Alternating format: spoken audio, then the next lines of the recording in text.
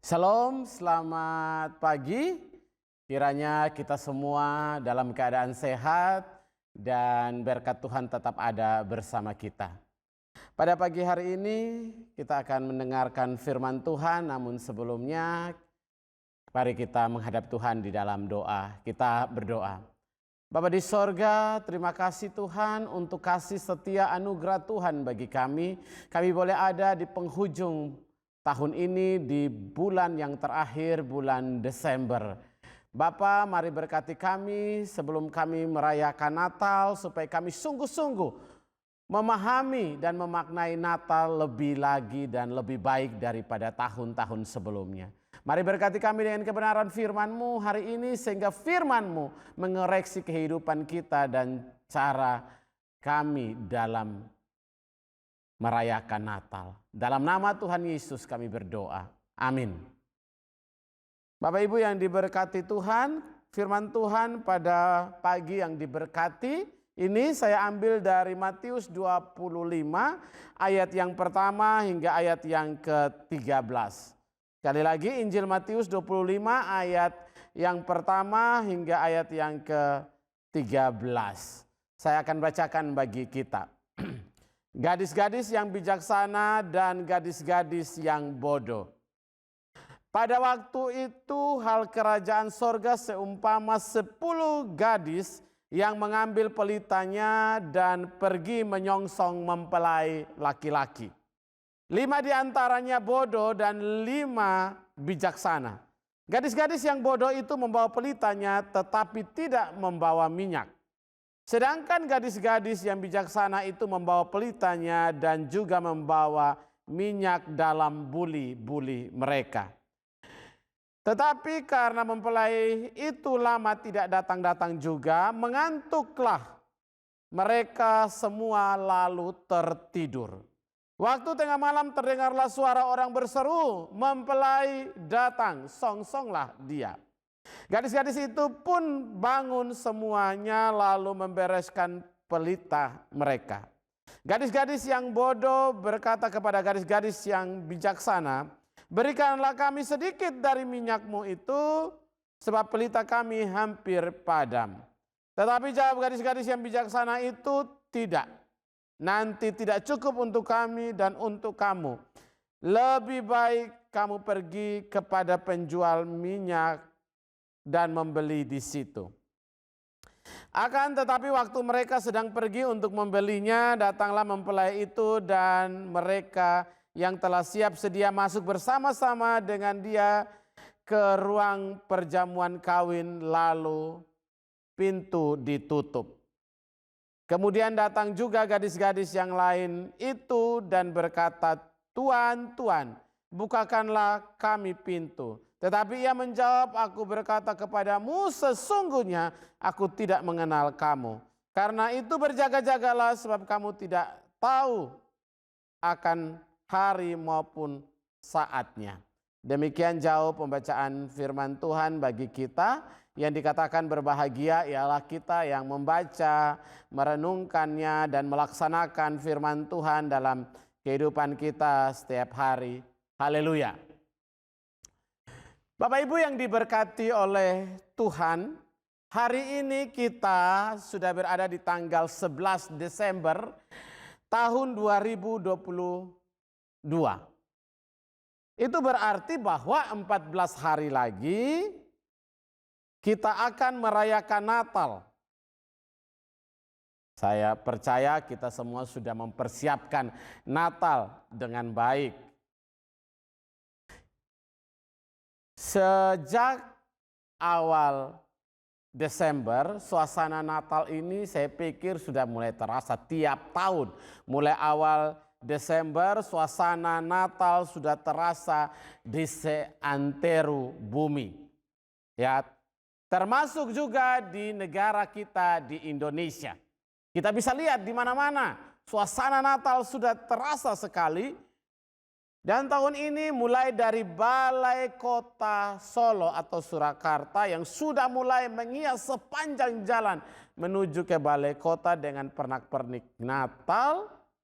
Juga di berbagai tempat, di mall, instansi pemerintah di kantong-kantong Kristen maupun instansi swasta, hotel, restoran, kafe, tidak ketinggalan juga rumah sakit juga kadang-kadang memberikan hiasan pernak-pernik Natal. Bahkan mungkin di rumah kita masing-masing sudah ada pohon Natal dan berbagai pernak-pernik untuk menyambut Natal.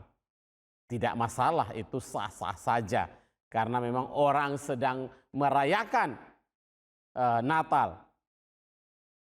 Tidak hanya di tempat-tempat itu, di gereja juga tentunya tidak akan kalah dengan di mal dan di balai kota Solo, bukan? Gereja biasanya lebih dulu bereaksi untuk persiapan Natal. Biasanya mulai masuk bulan yang berakhiran seperti mulai September, Oktober, banyak gereja yang sudah mulai membentuk panitia Natal untuk mempersiapkan perayaan Natal dengan maksud agar Natal tahun ini jauh lebih sukses, lebih baik daripada tahun-tahun sebelum. Lalu biasanya apa yang dibahas oleh panitia Natal? Tidak jauh-jauh, sangat klasik dari tahun ke tahun. Acara, kemudian konsumsi, makannya apa, catering atau masak sendiri, dagingnya apa. Tidak jarang gara-gara masalah daging ribut dalam gereja, itu biasa dari tahun ke tahun, walaupun di sini tidak begitu. Kemudian seragam, ya warna apa tahun ini begitu. Tapi menurut saya, ya, gereja seakan terlalu fokus merayakan kelahiran sang bayi Yesus di kandang domba Bethlehem. Gereja lupa bahwa Natal sesungguhnya di zaman ini adalah mempersiapkan jemaat bagi kedatangan Tuhan yang kedua kali. Gereja lebih fokus pada perayaan mengingat Kristus yang lahir sebagai bayi lemah di kandang domba daripada mempersiapkan Kristus yang akan datang sebagai hakim atas bumi ini. Kita masih terlena dengan merayakan Kristus yang lahir di kandang domba Efrata daripada mempersiapkan kedatangan Kristus yang kedua kali dan menghakimi bumi ini. Memisahkan domba dari antara kambing dan memisahkan orang-orang percaya daripada orang berdosa. Oleh karena itu kita harusnya sadar bahwa hari-hari ini adalah hari-hari terakhir, akhir zaman. Kita harus sungguh-sungguh mempersiapkan jemaat sebagai umat yang layak di hadapan Tuhan. Kita harus mestinya berjaga-jaga untuk menantikan kedatangan Tuhan Yesus yang kedua kali. Dalam bacaan kita pada pagi hari ini, kita bisa melihat dari kisah 10 gadis. 5 gadis yang bodoh dan 5 gadis yang bijaksana. Saudara, dari bacaan ini ada beberapa hal yang perlu kita teladani, bahwa Natal, setiap kali Natal kita sedang bersiap untuk kedatangan Tuhan Yesus yang kedua kali. Setiap kali momentum Natal datang kepada kita, mestinya ada semangat untuk mempersiapkan diri bagi kedatangan Tuhan Yesus yang kedua.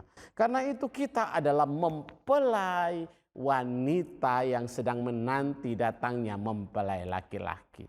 Kristus pasti datang lagi, tapi bukan dalam rupa bayi Natal yang mungil tidak berdaya, tapi dia akan datang sebagai hakim. Karena itu orang percaya harusnya mempersiapkan diri. Apa yang harus kita lakukan sebagai orang-orang percaya dalam merayakan Natal?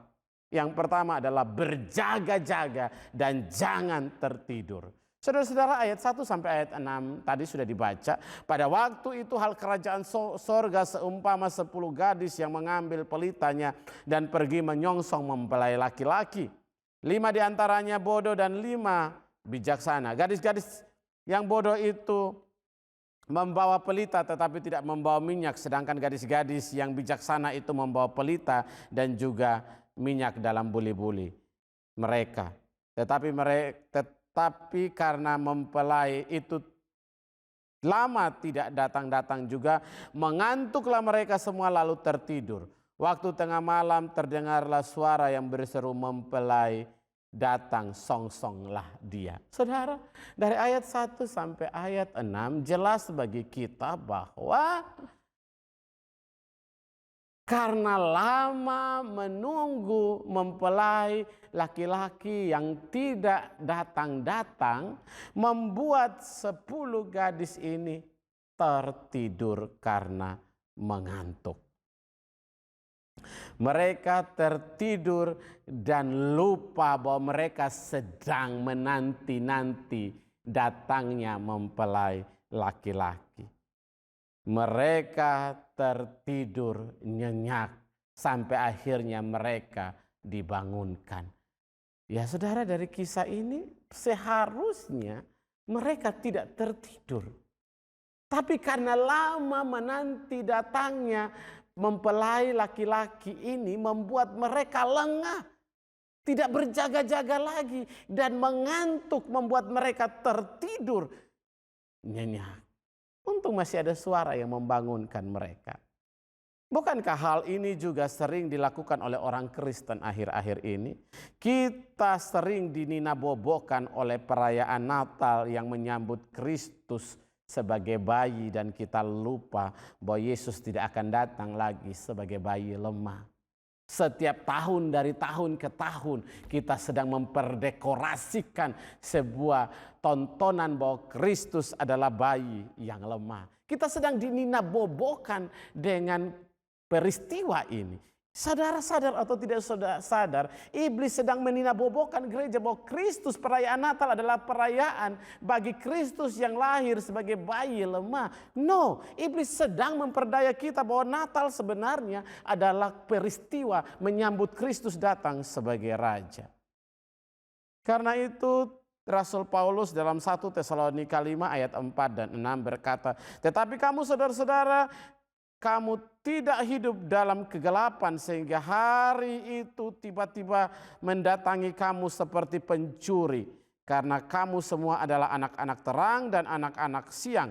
Kita bukan orang-orang malam atau orang-orang kegelapan. Sebab itu baiklah jangan kita tidur seperti orang-orang lain, tetapi berjaga-jaga dan sadar." Saudara, Rasul Paulus mau mengingatkan kita bahwa kita orang-orang terang. Jangan tertidur di dalam menanti kedatangan Tuhan Yesus. Zaman ini sedang meninabobokan kita. Saudara, Rasul Paulus mengingatkan kita untuk tidak hidup di dalam kegelapan. Tertidur di dalam kegelapan.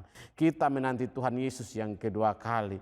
Jangan sampai kita diberdaya iblis oleh tipu daya dunia ini dan kita masuk dalam kehidupan dan kegelapan. Saudara, tipu daya iblis kelihatannya simpel dan sederhana.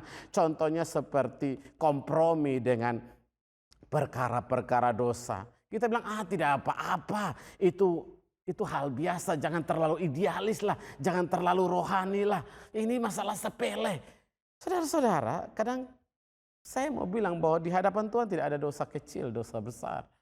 Karena itu kita perlu sadar, harus terbangun bahwa iblis sedang memperdaya kita. Dengan masalah-masalah kecil kita sering kompromi dengan dosa. Sehingga membuat kita kadang-kadang jatuh dalam dosa.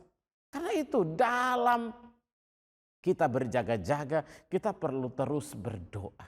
Minta kekuatan Tuhan. Karena dunia ini dengan segala rayuannya akan membawa kita ke dalam kejatuhan. Karena itu terus berdoa. Tuhan bilang begini, iman kuat tapi daging lemah. Karena itu kita perlu berdoa. Terus hidup di dalam kebenaran firman Tuhan. Supaya kita terus berjaga-jaga kebenaran firman Tuhan. Ayat-ayat firman Tuhan menguatkan kita supaya kita tahu tanda-tanda zaman ini. Karena makin hari tanda-tanda zaman ini makin terlihat.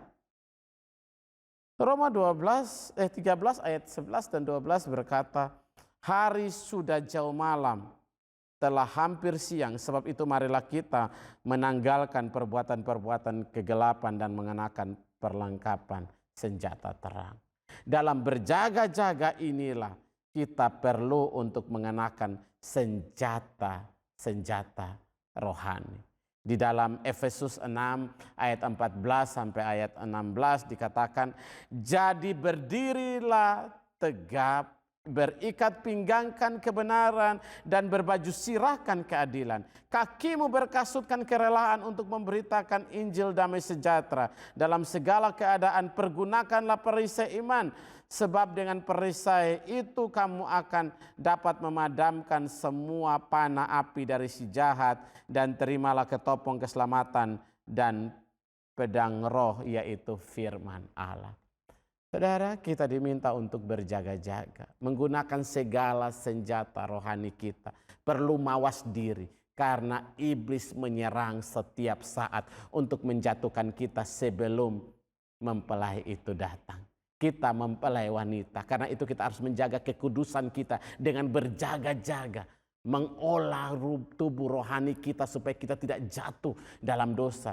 Karena sayang kalau sampai finishing akhirnya kita jatuh. Perjalanan kita, persiapan kita selama ini akhirnya sia-sia karena hanya masalah sepele kita jatuh dan kita tidak berkenan menjadi pengantin yang kudus di hadapan Tuhan. Karena itu Natal ini adalah Natal sebagai momen untuk menjaga kekudusan hidup kita. Menjaga diri, karena itu jaga-jagalah. Natal kali ini momentum untuk mengingatkan kita untuk berjaga-jaga dan jangan tidur terbuai oleh rayuan dunia ini. Yang kedua, bersungguh-sungguh mempersiapkan hidup kita. Kita bisa perhatikan ayat 25 ayat 7-13. Gadis-gadis itu pun bangun semuanya lalu membereskan pelita mereka. Gadis-gadis yang bodoh berkata kepada gadis-gadis yang bijaksana, berikanlah kami sedikit dari minyakmu itu, sebab pelita kami hampir padam.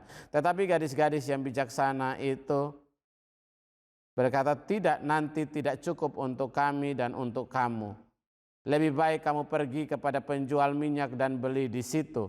Akan tetapi waktu mereka sedang pergi untuk membeli, datanglah mempelai itu, dan mereka yang telah siap sedia masuk bersama-sama dengan dia ke ruang perjamuan kawin, lalu pintu ditutup. Kemudian datang juga gadis-gadis yang lain itu dan berkata, Tuan, Tuan, bukakanlah kami pintu. Tetapi ia menjawab, aku berkata kepadamu sesungguhnya aku tidak mengenal kamu. Karena itu berjaga-jagalah, sebab kamu tidak tahu akan hari maupun akan saatnya. Jelas bagi kita dari ayat di atas ini mengenai 5 gadis yang bijaksana dan 5 gadis yang bodoh.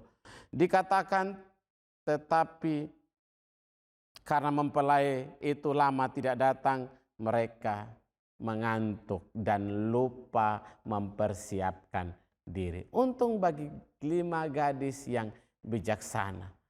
Tapi sayangnya bagi 5 gadis yang bodoh, tertidur dan lupa menyiapkan minyak di buli-buli mereka.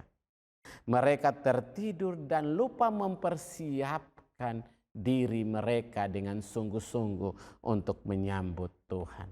Minyak adalah bicara tentang iman kita, bicara tentang Roh Kudus, bicara tentang persiapan rohani kita. Minyak adalah bekal kita menyambut mempelai laki-laki. Gadis bodoh ini ketika mereka bangun, 5 gadis bodoh ini ketika mereka bangun, mereka baru sadar bahwa ternyata minyak mereka habis. Lalu apa yang mereka bisa pakai? Sementara mempelai laki-laki sudah datang. Bagaimana mereka bisa jalan bersama kalau tidak membawa minyak yang cukup? Saudara, kita sering terbuai merasa bahwa waktunya Tuhan masih lama. Belum waktunya, saya masih muda.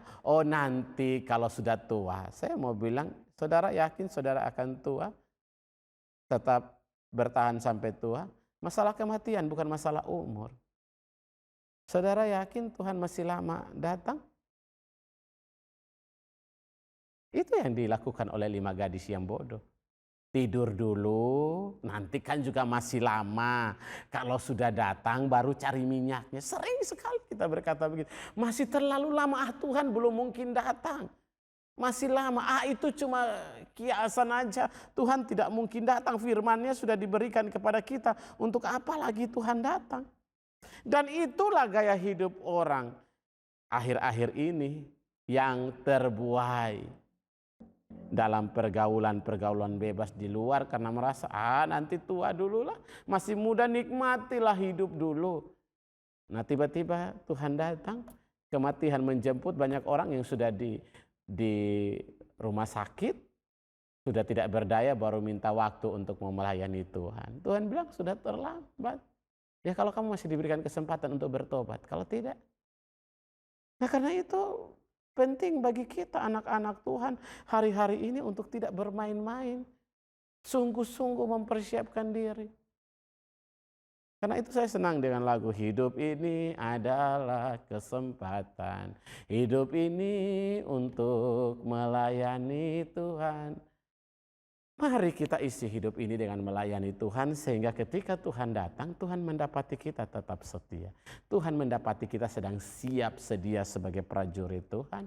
Sebagai mempelai wanita yang sedang menanti-nanti Kristus dengan rindunya, menanti-nanti Dia datang bagi kita, menjemput kita sebagai mempelai perempuan, mempelai wanita. Karena itu kuncinya adalah kita harus sungguh-sungguh menghasilkan buah-buah dalam kehidupan kita. Persiapan kita adalah menghasilkan buah-buah yang baik bagi kedatangan Kristus, melayani Tuhan. Karena itu Filipi 4 ayat 8, jadi akhirnya saudara-saudara, semua yang baik, semua yang mulia, semua yang adil, semua yang suci, semua yang manis, semua yang sedap didengar, semua yang disebut kebajikan dan patut dipuji, pikirkan semua itu. Mempersiapkan kedatangan Tuhan, isi otak pikiran kita dengan semua yang baik-baik, semua yang manis, semua yang indah, semua yang kudus, semua yang suci. Jangan isi dengan hal-hal yang tidak berkenan kepada Tuhan. Itu sebagai persiapan kita didapatinya tetap setia dan tidak bercacat celah. Yang ketiga, apa yang kita lakukan sebagai persiapan kedatangan Tuhan Yesus yang kedua, dalam Natalnya yang kedua, yaitu waspada terhadap berbagai ajaran sesat. Saudara, Matius 7 ayat 15-18, waspadalah terhadap nabi-nabi palsu yang datang kepadamu dengan menyamar seperti domba, tetapi sesungguhnya mereka adalah serigala yang buas. Dari buahnya kamu akan mengenali mereka. Dapatkah orang memetik buah anggur dari semak duri atau buah ara dari rumput duri? Demikianlah setiap pohon yang baik menghasilkan buah yang baik, sedangkan pohon yang tidak baik menghasilkan buah yang tidak baik. Tidak mungkin pohon yang baik itu menghasilkan buah yang tidak baik, ataupun pohon yang tidak baik itu menghasilkan buah yang baik. Saudara, kita sedang dalam momentum Natal, menyambut Natal. Waspadalah. Ada banyak sekali ajaran-ajaran sesat di sekitar kita yang sedang meninabobohkan kita. Yang kelihatannya rohani, tapi sebenarnya di dalamnya penuh dengan kepalsuan. Ada saksi Yehova, ada Mormon, ada The Children of God. Akhir-akhir ini ada gereja orang-orang kudus di dunia ini. Aduh, sudah terlalu banyak, di Bali saja sudah ada. Karena itu perlu hati-hati. Kita juga kadang-kadang saya melihat ada beberapa pelatihan-pelatihan kepribadian yang kelihatannya baik, tapi akhirnya mengajarkan tentang pengandalan diri sendiri. Mendorong kita untuk percaya diri sendiri dan tidak usah bergantung kepada siapa-siapa. Ini kadang-kadang berujung pada kita untuk menyombongkan diri bahwa apa yang kita lakukan, apa keberhasilan kita dalam kehidupan kita, itu bukan karena Tuhan, tapi karena kekuatan kita. Oleh karena itu kita perlu, ada banyak juga saya lihat sekarang akhir-akhir ini di gereja, banyak gereja yang saya tidak tapi banyak gereja yang akhirnya cuma entertain. Gereja itu bisa mengisi dengan entertain. Jadi ibadah cuma entertain, puji-pujian. Ya, saya tidak menyalahkan ya.